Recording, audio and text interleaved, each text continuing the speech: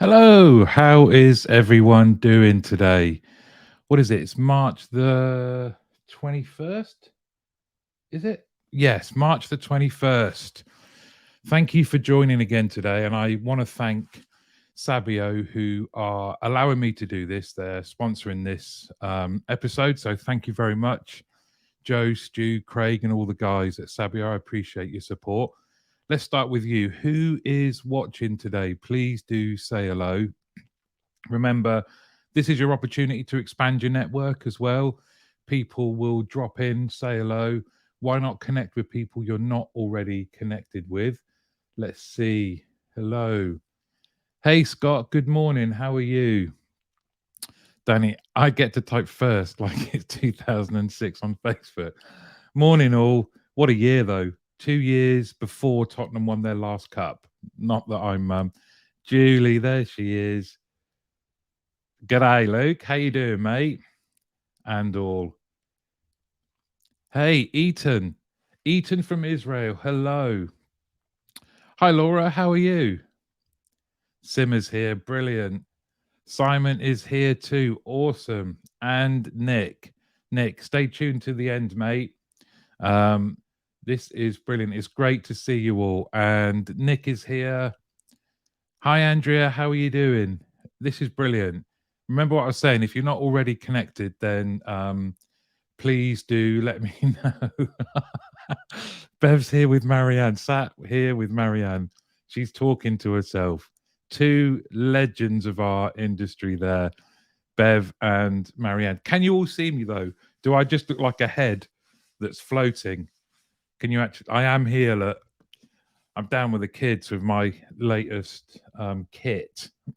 Well, oh, Alistair's here. Brilliant.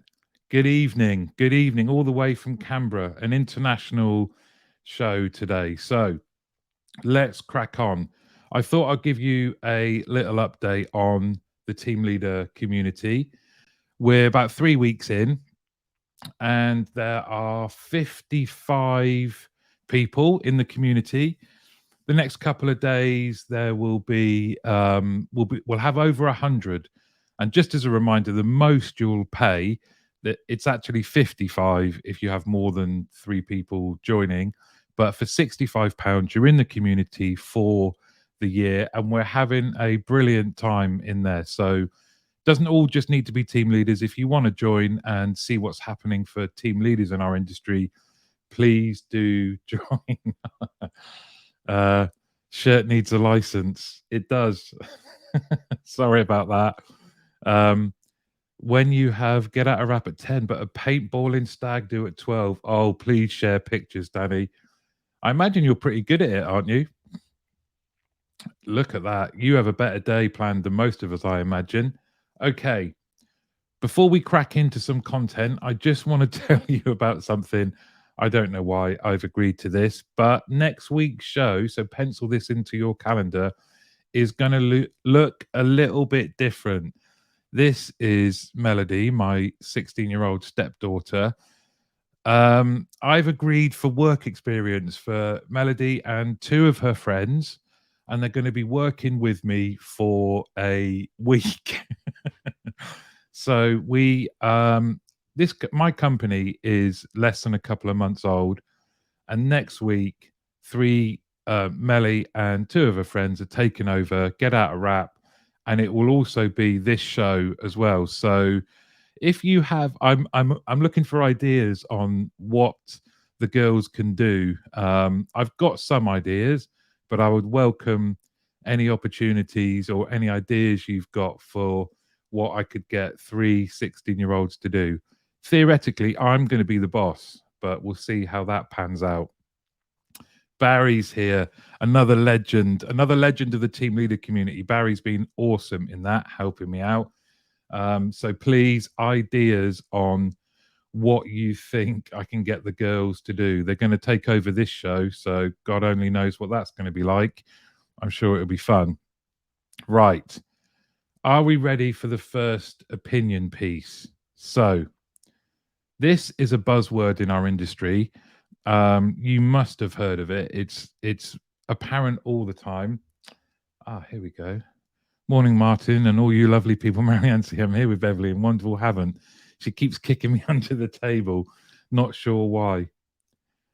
Great opportunity to learn from Gen Zenners. Completely true, Julian. If you think about one of the things we were talking about last week was how do Gen Zenners perceive our industry? So this is going to be a good opportunity to find out warts and all.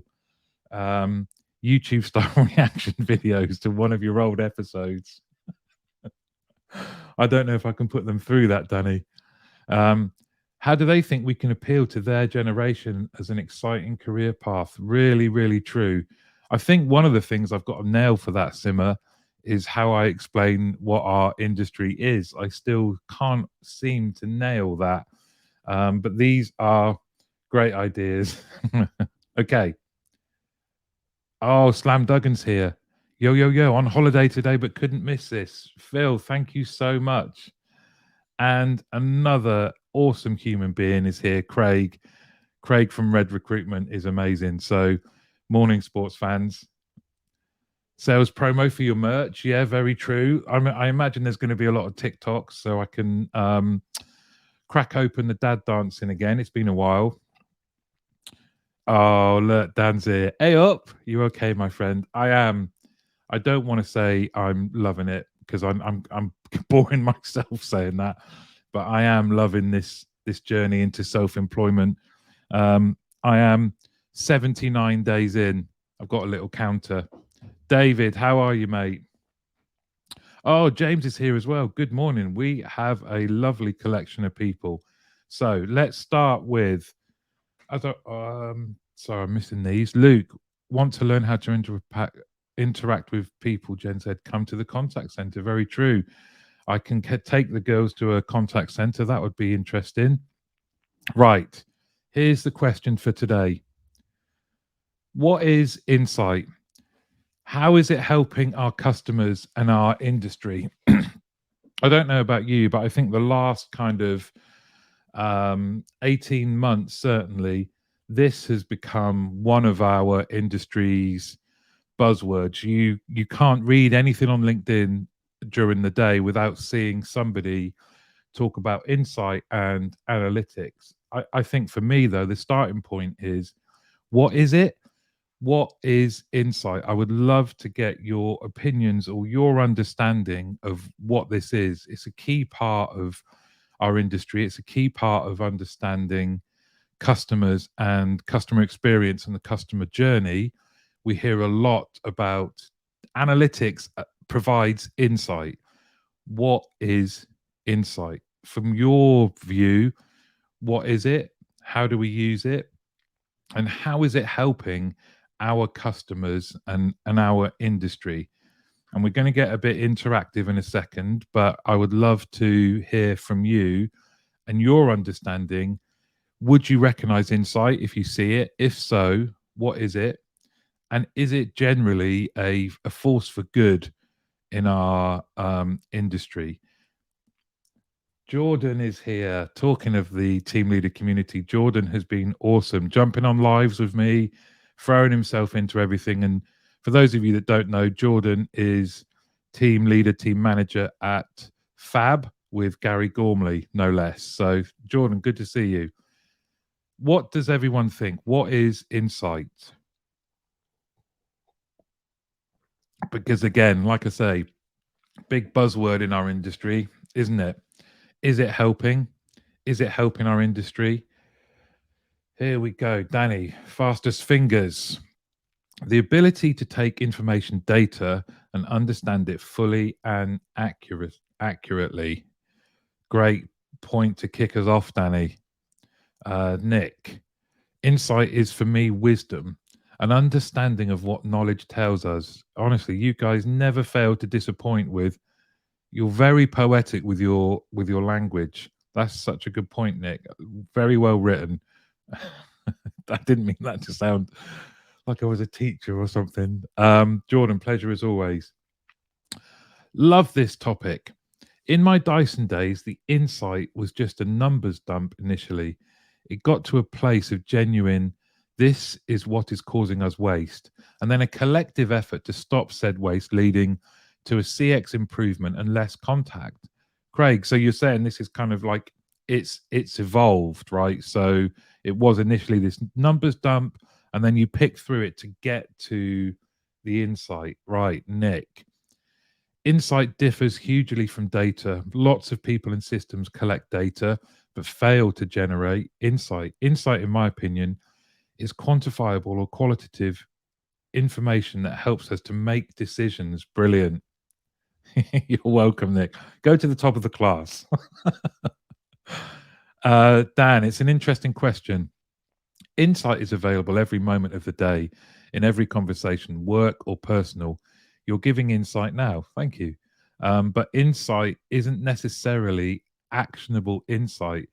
So, Dan, that's really interesting. So, you're saying the key differentiator for you in this being useful and helping customers and our industry is the extent to which the insight is actionable. Otherwise, I guess it's just kind of, well, yeah, thanks. That's interesting. We kind of knew it or we didn't know it, but what are we going to do with it? Which, to Craig's point, is the next part, right? Which is we are getting given far more data and far more specific data and interesting data than we've ever had in our industry. But what does that actually mean? Oh, the truth bomber is here. Bonjour, Neris. Neris, I believe you're doing a talk today, aren't you, or tomorrow at the Technology Expo, Communication and Technology Expo in London. Is that right? If you are going, then you'd be mad to miss Neris on stage. She's awesome. And I imagine at that expo, the word insight is going to come up a lot. Neris, what do you think? Oh, Mike's here. Good work, Mike. How you doing? Mike from Sigma. Good to see you, mate. So, what is insight? We've had some lovely little comments already. I want you now to get your phones ready. We've done this a couple of times. We're gonna do it again. Bear with me whilst I share my screen. I need your help. Here we go. So, ah, paralysis by analysis. Tomorrow it is. You're talking. Lovely. What are you talking on, Neris? What's the title? Marianne. There are so many different levels of insight. Firstly, understand what insight you wish to gain and also what you want to do with the insight. There has to be purpose in what you are doing. Very true. You can tell we have the majority of us are operators, right? Which is give us something that we can work with. I always think about sport here. So let me, before I go. So you've got the instructions. Hold your camera up to the screen to get that QR code, or go to menti.com and enter the code 7121343 to let me see what you think about this statement. Okay, delivering insight. We've got it. You've got three statements here that I put together. Where are we? We've got it nailed in our industry. Absolutely got it nailed. We're doing okay, and we have a long way to go. So please do vote, and I will keep you up with these comments. Let's see. The unintentional consequence of leading transformation through technology with a musicals theme. I love a musical. Love a musical. This started after listening to Chitty Chitty Bang Bang. Oh, you pretty chitty bang bang, pretty chitty bang bang, we love you. Near, far, in a motor car. Sorry. Love a musical. Okay. The best insight is walking around your team and giving them time to tell you what they are hearing day to day. It's very true. Nothing better than management by walking around, Craig, is there? There's Caulfield, Benny Hill theme.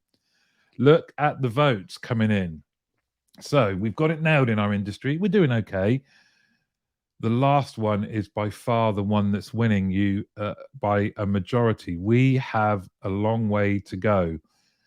With that in mind, if you voted, well, however you voted, why did you vote that way? Or was there a statement that was missing that you thought, well, I have a different view. I wanted to put this in. Please now, can you explain? I'm going like a teacher again, sorry. Please now, can you explain why you voted the way we did? Especially, we have a long way to go. Why is that? Because I think, and I'm sure at the conference you'll be going to, Neris, there's going to be a lot of providers saying key in their features and benefits is going to be we provide great insight. Here we go, Danny. Insight is neutral. This is what the data is telling us. The challenge is the internal politics and pressures wanting insight to reflect an already existing agenda. So leaning into kind of confirmation bias, right, Danny, which is insight will either reaffirm a statement or reaffirm a belief rather than it kind of positively disturbing, I guess. Nick, a lot of information is collected, some of it used, much of it is not. Very, very true. Um, very true. Again, to this point from Neris earlier, right? You can see a lot of places that suffer paralysis through analysis. You have so much, you don't know what to do. And I think if you're not tracking the actions that you are taking as a result of the insight, it's very hard to then look at a different result and bring it back to what was the insight that led to the change in activity that led to this different result, right? So we have a long way to go by the looks of it, everyone is saying. What more do we need to do? How can we? I think one thing I would say, it is another interesting area of our industry, isn't it? It's somewhere where we can engage people into our industry. Valuable insight is relative and different to every listener. Very true.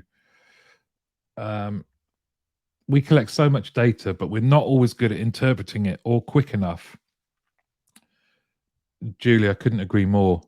Lovely, lovely Julie. Okay, Nick, insight is completely pointless if no action is taken. Even if that action is, yes, what we're doing is the right thing. Really, so true. Spoiler top tip from tomorrow, which is relevant. Oh, thanks, Neris. Don't invest in technology to tell the same ugly story in a pretty way. Oh, that's brilliant. Work together to constantly change the story. I have a little story on this actually. Where I worked before, we went in to do a bit of a challenge with a company who had a huge department collecting data that led to insight. And on just 200 calls, we were able to tell them something they didn't know and critically give them an action that would have led to an improvement in their customer experience. And just presenting that back, I think, was important. Sometimes I think companies can get a bit snowblind that they have all of this data, they think they're doing the right activity, but they're not kind of focused on delivering, to Dan's point, actionable insight. So let me just stop sharing that. I love these little Menti things. They're really good. I recommend them if you've got if you want to make presentations a bit more interesting or you've got people at home. Menti is free, is really, really good. So where do we go then? Where do we go to make insight better for our customers and for our teams? I think one of the things that I've always thought interesting is the extent to which we use data to lead to insight to help coach our frontline team members. Okay, Craig, taking Danny Wareham's point earlier, it's the stakeholders internally that are the biggest challenge. Yeah.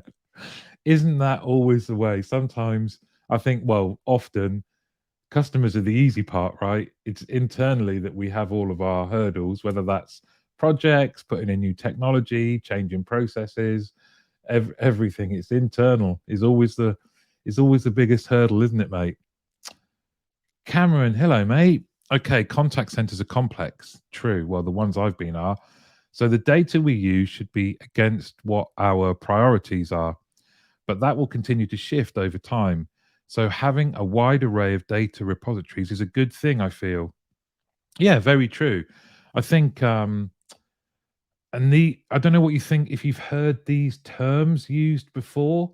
Um, data journalists. Have you ever heard that? I started to hear that phrase towards the end of last year, and these were people whose role was to take all of this data that we have and turn them into stories, turn them into stories that led to action. Have you heard of that phrase, data journalists? Um, why can't I like a comment several times, Craig Watts? You'll have to speak to LinkedIn. I think you're doing it now, though, Danny. Yeah. Um, but this, I really like. I do agree. I'm not saying data or insight is a bad thing. It's just I would love to use this show with all of your help. You guys you're the brains of the team, to unpick some of the management gobbledygook phrases that are very apparent in our industry at the moment. And I think insight is definitely one. What other things would you like us to talk about when it comes to phrases and things that you hear in the industry, things that are talked about a lot? One of the things in the team leader community that I'm keen to do is to help unpick this language and make it digestible for our our team leaders so they understand what we're talking about, because I think sometimes language can um exclude people. You kind of go, I don't know what they're talking about, I can't add anything to this conversation or this project. So let me know some other phrases and some other things that you think our lovely little community we have here on this Get Out of Rap TV could unpick. Danny, Neris's most recent point, spot on. This one here. Don't invest in technology to tell the same ugly story in a pretty way. You guys are brilliant. Right. Do you remember one of the things that I've been doing is Contact Babel? It's a great report. We all know it, I think. It comes out once a year, the Decision Makers Guide. And I've been doing a little read along with you. So we are up to, and it kind of prompted the insight question. We are up to analytics. And this one, the next image I want to show you is the usefulness of real time analytics. So please do keep your comments coming in about insight. But let's have a look at this. If you remember, just as a quick recap, we're going through Contact Babel. Hundreds and hundreds and hundreds of people in our industry have responded to this survey.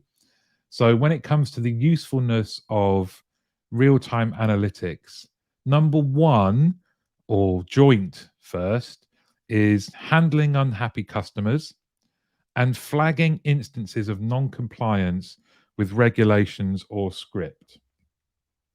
Marianne, hold on. I do not believe that contact centers are complex. Never have done.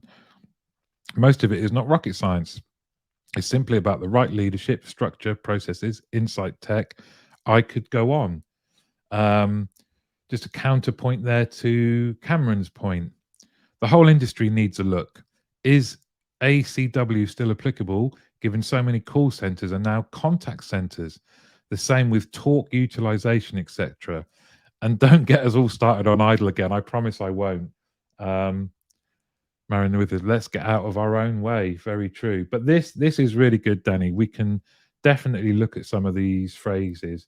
I have no problem admitting, for the largest majority of my career, I couldn't tell you what shrinkage was, and I was heading operations.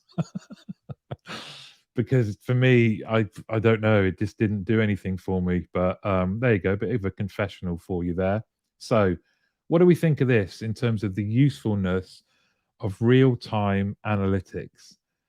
42% agree it's very useful for handling unhappy customers. The question now, I guess, is how. And then we see it's 42% also find it very useful for flagging instances of non-compliance with regulations or script. So if you're in a heavily regulated industry, your use of real-time analytics is massively helpful. For 42% saying it's very useful for flagging instances of non-compliance with regulations or script. You'd like to think the numbers would be a bit higher, wouldn't you? I heard sleevage used. What? Which was the fat added to a target to make it easier to achieve. We just like putting age on a word, I'm sure. We used to call that, yeah, that kind of sandbagging, I think we used to call it. With sandbagger. You aren't the only one on shrinkage. In my audits here are the other ones that I have to route assess to determine that contact center's interpretation. I'm glad I'm not the only one. Thank you, Neris. Um, the fact you're having to add fat to a target is a cultural indicator of fear, incidentally. Wow, really true. Yeah, we used to sandbag. Okay, here's the list: occupancy, first contact resolution, omni-channel. It goes on. Well, let's use this medium for unpicking these. Right. The next section that I read was the usefulness of analytics for improving customer experience. So, assisting with customer journey analytics, 64% said it was very useful. 63% said identifying business process failures. 60% checking the quality of customer interactions. 60% identifying dissatisfied customers.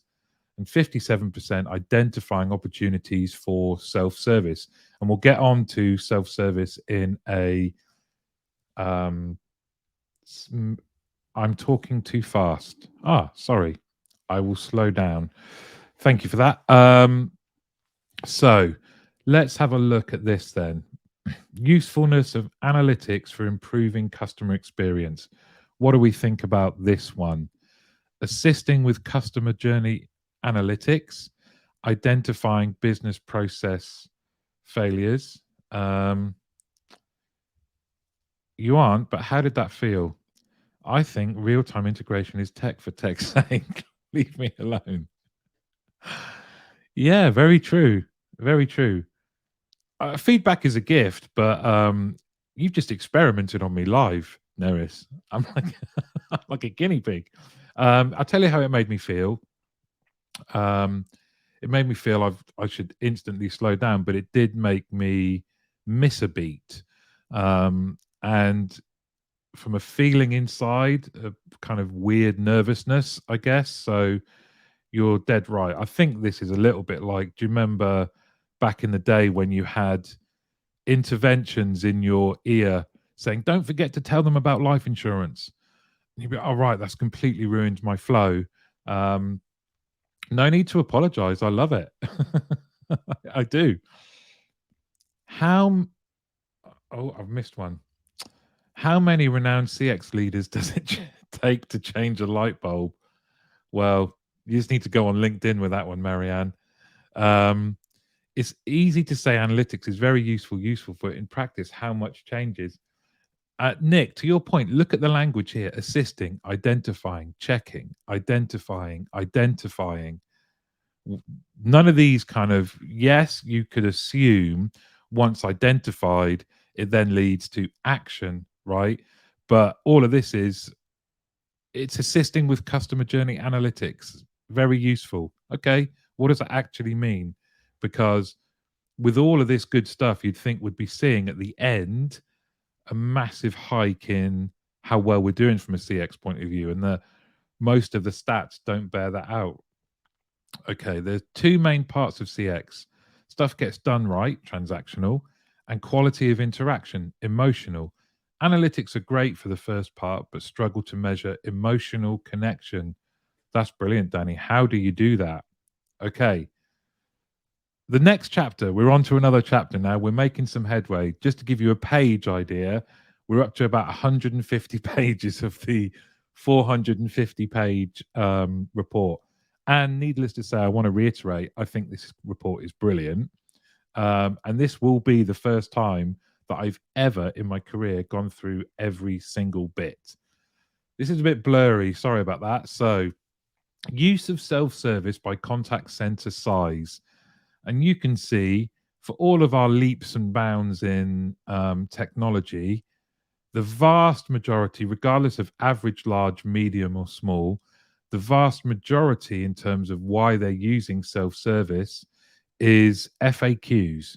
So we're using self service to deliver FAQs more than anything else, followed by account specific web self service. So actioning your account, I guess. Um, touch tone IVR, virtual agents and chatbots. It surprised me, other than the large contact center here, this dark blue bar, how low some of these numbers were. Free text speech of documents on a website, automated speech recognition, access to our community, onboarding, answers, and then visual IVR, and none of these. So, this is the picture of our use of self service in the industry. So, I want to leave that with you for a second. What do you make of that? Does it surprise you? Are you not surprised? Do you know, well, this is kind of where we are when it comes to self service? If you think about our industry and how much we talked about trying to shift customer interactions to self service, well spotted on the language, Martin. It also presupposes that someone is expected to need help watching assistance. We're inadvertently saying we expect you to get it wrong and we're watching. Yeah, this element of Big Brother, right? Kind of, I think this definitely is a hurdle in our industry that we still carry this perception, and probably it's real in a lot of cases that we're monitoring, that we're waiting to your point, Danny, catch you out rather than support you. Language is massively important, isn't it? Large contact center equals large customer base, so perhaps not such a surprise that self-service is used to avoid customer contact. Very true, Nick. There is a big differentiator, isn't there, in some of the sizes, albeit everyone seems to be using FAQs. Okay. The next one is reasons for abandoning telephony self-service sessions. So strongly agree and agree. The highest percentage you can see at the bottom, the customer does not trust the system, wants reassurance. Now you've got some stats, right, that back up what we hear a lot. We hear a lot that kind of word of reassurance. Customers want to speak to someone. And I think if we all tap into our own experiences, I had a problem with my broadband, and through a combination of text and a chatbot, um, I'd identified the fault. I had a appointment agreed. As it got closer to that appointment, I did need reassurance that someone was going to show up. So I called in, and it's interesting, isn't it? Here that people abandon telephony self service sessions for wanting, they don't trust the system. They want reassurance. How do we help customers trust systems, get that reassurance? The next one, the self service functionality does not offer what they need, um, with 48% agreeing with that, 8% strongly agreeing. Too many IVR options, excessive security questions, speech recognition is not accurate, user friendly. So those are the different headings. Interesting that large contact centers with a larger budget on CX and Insight relies heavily on FAQs as significantly smaller businesses. Very true. Very true, Scott. Hi, Nick Sellers. It's according to who uses the analytics. I've always made my decisions based on analytical information and fact, and over the years have made huge changes. But as we were saying, it is about using the data correctly and understanding what you are doing with it, then implementing the correct solutions in line with what the data is telling you. There you go. And that's straight from somebody. Marianne is living and breathing this every day. Thank you, Marianne. Danny, larger organizations will have more interactions of a specific type that they can automate, as well as tech resources to invest in digital self-serve. Thanks, Craig. Nothing worse than self-service when you can't self-serve. Then when you ring as a proud Bristolian, the IVR doesn't recognize my voice. I'm not laughing at you, Craig. I'm laughing with you. You know I love your accent, so much so that Craig is coming on the podcast later this week, I think, Craig, isn't it? Tech is great, but unless the insight tells you it's not working, you drive down your CX massively. All in all, you then drive up your demand by implementing a solution to drive it down. Rant over. No, you rant away. This is the rant zone, especially if you're doing it in a Bristolian accent, which I happen to love. We had a bit of a bromance last week, Craig, so I'm going to try and it's an IVR. The Pirates of Penzance, going back to the musical theme. There's a link to all of this, isn't there? You're all very clever. Okay, so work to do again, I think, here. If that is, we want to keep customers in telephony self-service, pirate or a farmer. You can be both. Craig can do anything. Craig is a brilliant man, a man of many talents, as you'll find out on the podcast. Okay, the next section is proportion of callers that have tried to answer their own queries through web self-service before calling. So one of my favorite sections, don't know.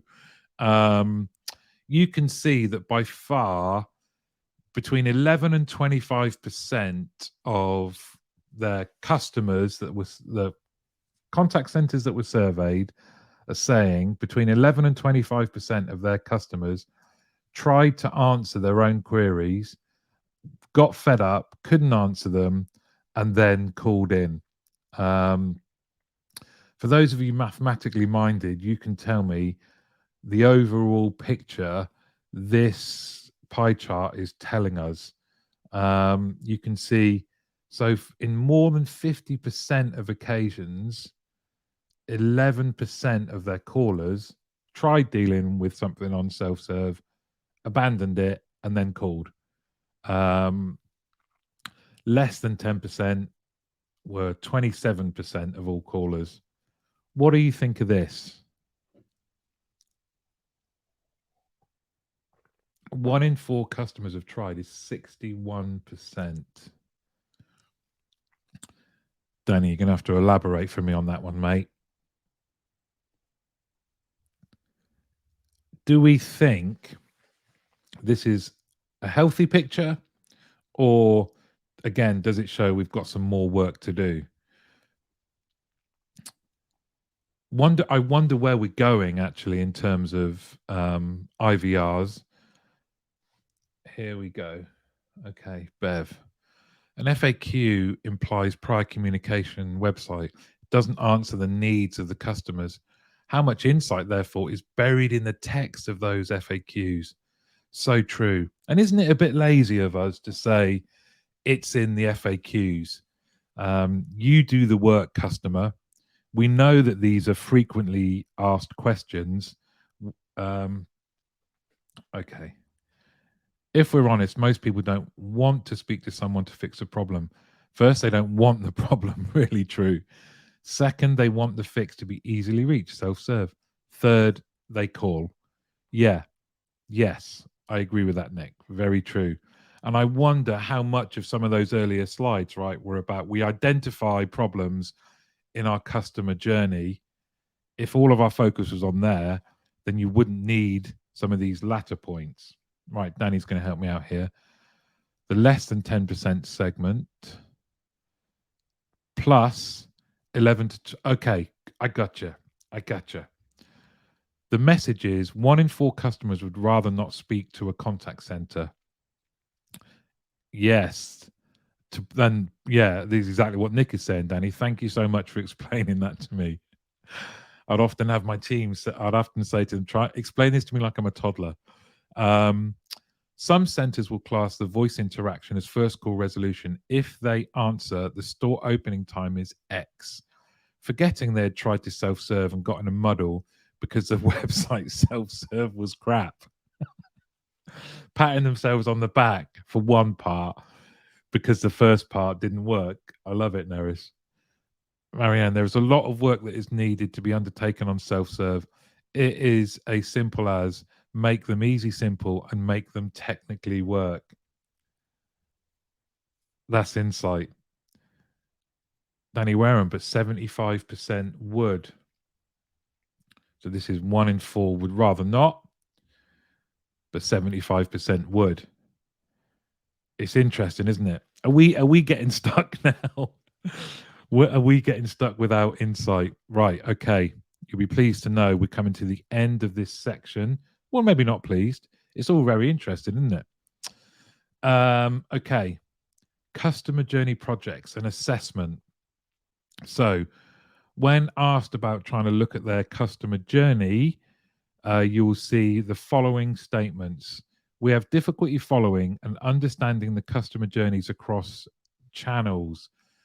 39% agreed or strongly agreed with that, which is significant, isn't it? We have difficulty following and understanding the journey, customer journey across departments. 30%, just under a third of the respondents to Contact Babel don't understand the customer journey across departments within their own center. How customers are meant to, then I do not know. The improvements identified would be very disruptive to current business practices. Wow. Still quite high, isn't it? Over 20%. The contact center doesn't have the influence to change the areas causing the problems. To a very early point made by Danny, our internal challenges are the biggest ones. It was Danny or Craig, wasn't it? I think. We don't fully understand where in the wider business things are breaking down. Some of these strongly and agree percentages are very high. Now, I don't want to be a doom monger because there are some very healthy percentages here. Don't worry, we do understand. 61% say, I disagree with that. We understand where things are breaking down. Let's flip it round. 43%, we do have the influence. Let's just go back, catch up. 75% would eventually get annoyed enough to avoid it. Now, Scott, Insight would give a separate pie chart with a segment detailing how many calls have been deterred through usage of self-service. Nice link, Scott. Love it. Interesting that there is no segment that says, no, I didn't try to solve before calling. Does that mean that all the customers in that survey have attempted to fix themselves? Yes. Sorry, Danny, I should have made that point.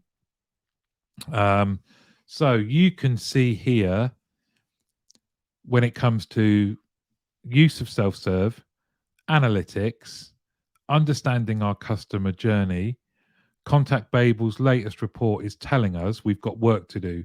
You've said in this show that we have a long way to go. The majority of you said we've got a long way to go when it comes to what delivering insight is. But I think if we, rather than beat ourselves up, this is great opportunity, isn't it? It's an opportunity for us to deliver a better service for our customers, a better service, a better experience for our employees as well, more things for them to get involved in. Nick, the contact center doesn't have influence. How telling that one area that is a magnet for customer issues doesn't have everyone's ear in 3 out of 10 companies. This one here, yeah. The contact center doesn't have the influence to change the areas causing the problems. 30% agree. Very true. Very, very true. And I think that was probably higher in the past, right? That kind of, the contact center was either overlooked or just seen as a cost center. We're making slow progress, I would say, in that changing. There are some companies and brands that are doing it really, really well. And but we still have a long way to go. Now then, that's the end of the Contact Babel read along. Next week we will be doing some more of that, as long as my work experience team agree. We'll be doing some more. These types of topics we will be going through and chatting and trying to get some actions for at the contact center campfire. I keep teasing it. Julie, got to go. Thanks for another great session. No problem. Thanks for joining, Julie. See you. Speak to you soon. So, if again, I just trying to canvass people that are interested. We are. This is all in the planning. I mentioned Nick's name earlier.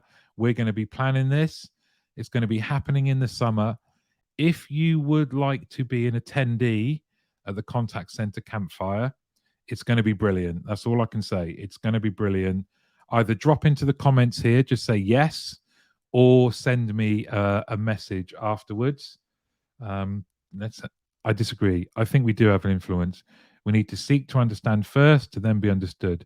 The approach is the key. Boxing clever, Dan. I do agree. I do agree, mate. So, thank you all for watching. Please do let me know if you'd like to be part of an event like no other that will be happening in the summer. We've started the planning. It's going to be brilliant. These topics like this will be covered, and many, many more. So, fire. Emma's here. Yes, brilliant. Can't wait, Martin. Who's doing the cooking? Not me. Well, I don't mind. I do like to dabble, but I'd like an experimental chef, I'd say. Let me know either here or just send me a message. We're gathering up interest. It's going to be brilliant. We're sorting it all out. But firstly, I just want to say thank you very much for joining, everyone. Can we have Dodgems? Watch this space. Thanks, Nick. So thank you all very much for giving up some of your time.